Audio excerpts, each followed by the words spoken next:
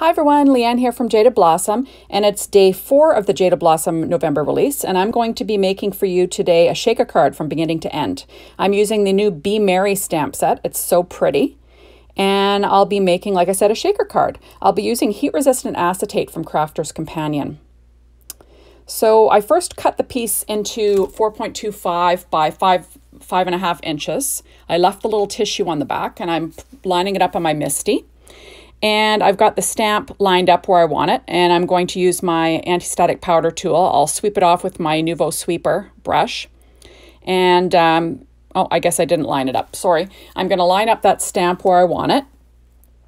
And then after I do, I'll put some more powder tool on. I should have done it first, but you know, these things happen. So it's important to get it lined up exactly where you want it because just the nature of acetate, it's very sticky to the stamps, and it'll just cling to it. Even if you've used the anti-static powder tool, even if you got the magnets there, it's going to pull it up. So you just got to be careful. So Ink on Three's Juicy Ink, and I'm just going to ink up the stamp, and I'm going to stamp it with my MISTI onto that acetate using that little chalk dry erase board eraser, I guess it's called. I got it from Amazon, and I just use it to put some pressure on my stamped image. I'm going to stamp it twice. You don't have to if you get a good image. I was a little concerned that a little bit didn't look like it was that great, so I stamped it twice. So now that it's stamped, I'll be pulling this out of my MISTI, and I'm going to choose what color of embossing powder I want. Now I've got a little bit of those are my papers there. And the Ranger embossing powder just kind of matched the shine I wanted the most. So that's silver, fine detail embossing powder. And I'm just going to shake it on over top of my coffee filter, get any grains off that, that aren't supposed to be there. I've got a little tiny paintbrush that I use to kind of clean up if there's anything on there that I don't like. And then I'll be heating it with my Marvy heat tool just to melt that. Now, the nice thing about this acetate, you can't use it with any acetate. You only can use the heat-resistant acetate, or you're going to have a little mess. And I know because I've done it before, and it's not a good. It's like a fire hazard is what it is. So now I'm also using the stylized rectangle dies from Jaded Blossom, and there they are. I'm going to tape them so they're making a little frame, so I can use the frame a couple of times. So I'm just taping them with my purple tape, lined up how I want them. And this is going to be the frame for my shaker card. So easy peasy, like I said, nothing too crazy. I'm just going to run that through my Gemini. I'm just going to get the sticky off the inside of the tape a little bit with my chalk tool. Now that paper is Stampin' Up's Feels Like Frost 6x6 inch designer paper, and that silver foil cardstock is from the American Crafts Christmas foil pad. So I cut it out in foil first. Had a hard time getting it out of the frame. I didn't want to mess up the dimensions of the frame, so that's why I was trying to be careful there. So there's my frame.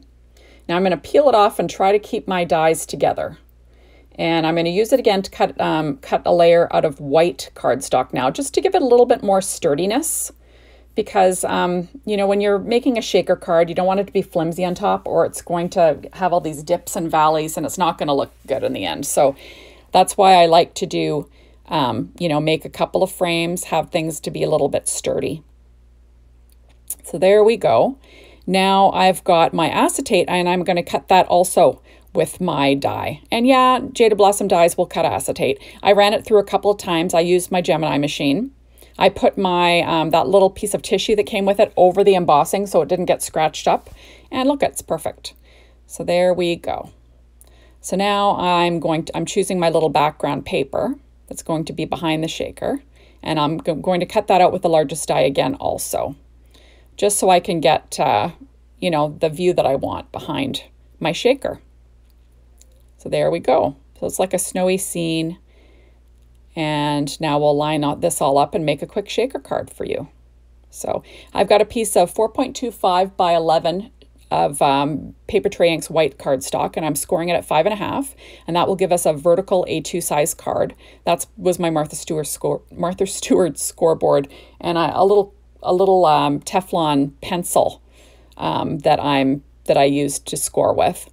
Now I'm using my ATG gun to put down the paper behind my shaker. And that is also from that pad, or not, well, it's a set of paper. And that is 4 1/8 by 5 7/8.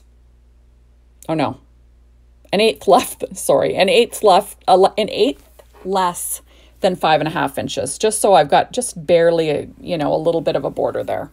So now I'm going to stick down my frames, and I'm using my score tape because I've used glue before, and it, let's be honest, it just makes a mess when you're trying to attach it to acetate. It really does. There's no way around it. So I like to use double-sided tape when I can.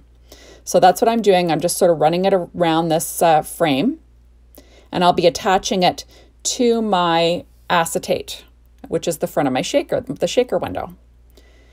And of course, no nails again, so I'm trying to peel this sucker off. And there we go. Hopefully we'll get this all off and going. So I really like this stamp today. I love, stamp sentiments that have a really pretty font, and I think this really does have a beautiful font. So here I am. I'm just going to line up the front of this window. And there we go. And that's what I'm going for. Now I'm going to line up a second frame behind the acetate window. So I'm just trying to make it a little bit more sturdy. So same thing, using the score tape all around again. Like I said, not rocket science, just really fast, quick and easy card making. There we go. Now, I don't know if I've mentioned it before, but I really like that Crafter's Companion heat-resistant acetate. I don't use it very much. I kind of forget about it, except for at Christmas time. I don't know why that is, but I love that you can heat emboss on it. It's just fabulous. And look how pretty that looks. I just love that. So now I'm going to be making the shaker part of this card. So I've got my 3M foam tape, and I'm going to double it up. So I'm folding it in half, like so, sticky side to each other, right? So you've got a double layer of this foam tape. And then I'm going to cut right up the center of this foam tape with my Tim Holtz craft shears. And they're non-stick, they're big scissors. So I'm just going to cut right up the center. It doesn't have to be perfect, but roughly in half. And that fits perfectly behind those stylized rectangle dies, the stylized rectangle die frame that I made. And then that's it. So I'm just quickly running the scissors over that. I'll peel off the release paper. Sorry, I'm bumbling over my words here. And the nice thing is when you take off both sides of that release paper, it will turn corners quite well. So look at, like, you don't have to do any kind of weird stuff around the corners. It just bends perfectly. So, that's what I like to use for my shaker cards. So that is an EK Success powder tool, and I'm just running it around the inside of the frame, to kind of keep the sequins from sticking, and also trying to take off the static cling off that acetate, because there is quite a bit of static, like it really does. So now I'm using Close to My Heart Bluebell loose sequins. And I'm just putting a little bit in there, and then I'm adding Moonshine sequins from Cartwright's in 3mm, just to give a little bit more shaker filler. Because, you want a shaker that has a lot of stuff that shakes, right? Why not? Isn't that paper beautiful? I just love this paper set. I actually bought it last year, and I didn't really get a chance to use it, so I'm using it this year. So isn't that pretty? I just love that. So now I'm going to be attaching that to my card base, and I'm using Nuvo glue. Yeah, it's just Nuvo glue.